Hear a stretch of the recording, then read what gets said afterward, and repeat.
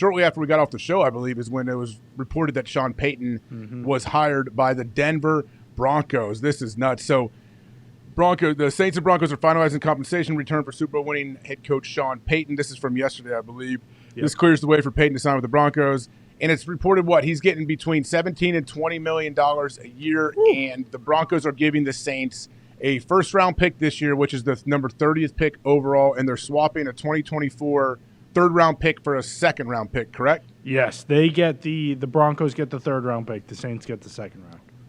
Okay. What do you guys – is that I've heard people saying that's not enough. The Saints did not get enough for giving up Sean Payton. The 30th pick, first-round pick sounds amazing, but when you hear it's the 30th, that changes, I guess, your opinion a little bit. It's enough. I mean, he was never going to go back and coach for the Saints, so in my mind, it's like when a player is never going to go back and play for that franchise, and they get whatever they get, and people say it's not enough sometimes or whatever. But like if Sean Payton was never going to coach there again, then a first and a second, in my eyes, is enough. Yeah, it doesn't make any sense for them not to get at least something, because next year, obviously, you could just pick where he goes. But it feels like now this Vic Fangio thing makes a little more sense if Fangio is really the Payton's guy. Who knows if he goes back to Denver, but wasn't that reported at first? Is that early? That Payton and Fangio were like a package deal? And that, Man, I don't know what to think deal here. real in Miami, or was that? Because No, I saw some. Apparently, he was waiting on what was happening potentially with D'Amico, or I don't know. That one's definitely not. Who was it? Rapp who came on? Yeah. It said he went pretty far down the road with the Dolphins, and it was like in free agency when its terms are agreed to, but the deal's not done yet, is basically where they're sitting at. I think I also read that he was waiting for whether or not Dan Quinn was going to get a head coaching job, because when Jerry made him the highest paid DC in the league, he was like, all right, well, I want that as well. So we'll see. I mean, I don't what if it's down to potentially those three right now: Miami, San Francisco, and Denver. Man, so D'Amico Ryans though. At the same time, when was D'Amico hired? Right after. This is another story. This is out there. Is that a coincidence? What is it, Con man? I know there's a lot of reports out there between Rap Sheet and Shefty.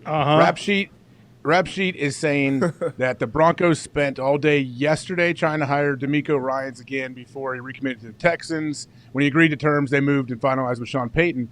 Shefty's saying absolutely not. Whoa. This is complete garbage. Shefty says timing of today's two hires was completely coincidental. Broncos were zeroed in on Sean Payton and didn't make any contact this week with D'Amico Ryans or his agent. I bet we could try to find. They could probably look that up and try to see if they've made any contact. Denver was focused on bringing in Sean Payton, I believe it says there. What do you guys think? What do you think's the truth? I mean, I feel like the truth is probably that the Broncos didn't really want D'Amico Ryans, right? I mean, they had a offensive head coach. Calling Rap Sheet a liar? I'm not calling Rap Sheet a liar, but it just doesn't make sense. Side, huh? It doesn't make any sense for the Broncos to hire a defensive coach if the whole entire problem that they had was on offense and their defense was good all year. It's not like they needed to change that at all.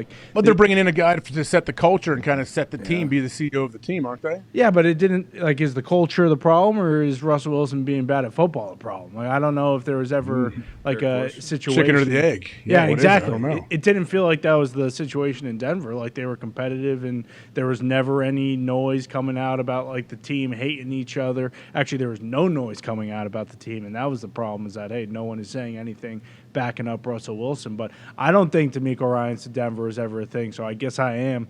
I believe Shefty is saying that, right? Okay, so I guess I am Team Shefty here. Sorry, Rap Sheet. That's a great question you bring up, though, Evie. Before Amanda Serrano comes on here in a little bit, can he fix Russell Wilson? Is Russell Wilson broke, or is it just a part of the scheme he was running? He couldn't figure that part out? What's the deal, and what's Sean Payton going to do to get him to that next level? I definitely think Russ is fixable, and Sean Payton was the best guy available to do it. We always talk about, the short quarterbacks with Breeze and things like that, but obviously Russ has been dealing with that his whole life.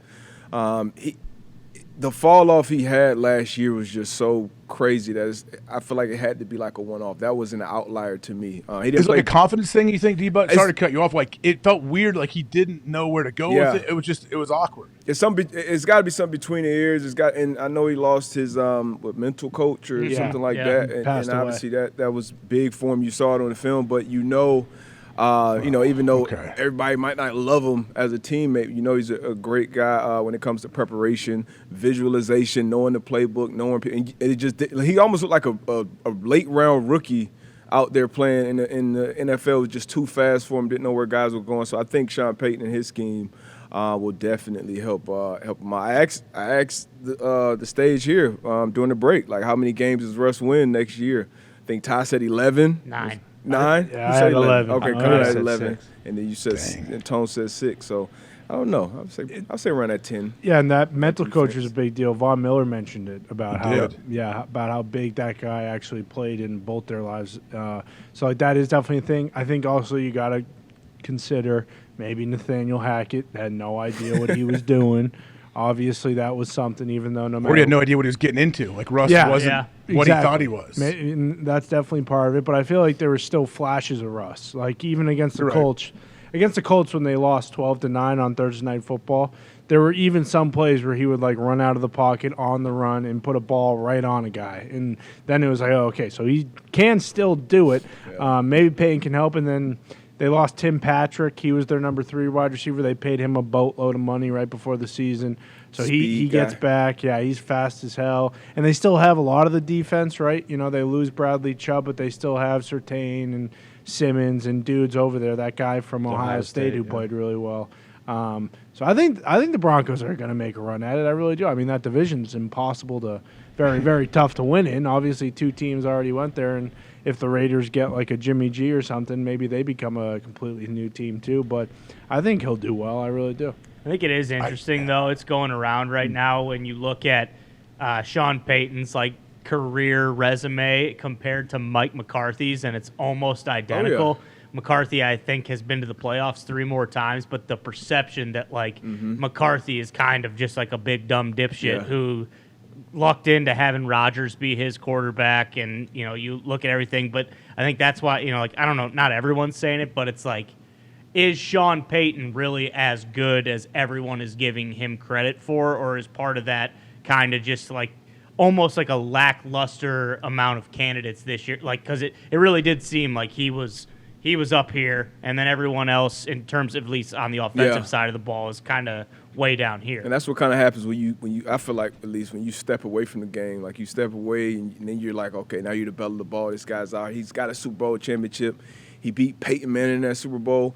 And when you watched, I don't know, when you watch them play, like when you watch Aaron Rodgers and you watch Drew Brees, like you had to say, okay, which one is more of a system quarterback? Which one is more of their success coming because of this system? You would say Drew Brees. Like, right. It was just such a, like, boom, he hit that back step. He was hitting his guy. Timing, everything. Yeah, timing, the always seams, there. the digs, like everything was just the run game, the screen game. So you saw that with McCarthy too, but the plays that Aaron Rodgers would make, you'd be like, shit, I can go coach. Hey, I can go coach that fucking guy. Then LaFleur comes in and wins 13-13. So that's probably the separator there. But, yeah, on paper, their resumes are very, very similar. But I think from a football schematic standpoint, I would definitely give the edge to Sean Payton, in my opinion.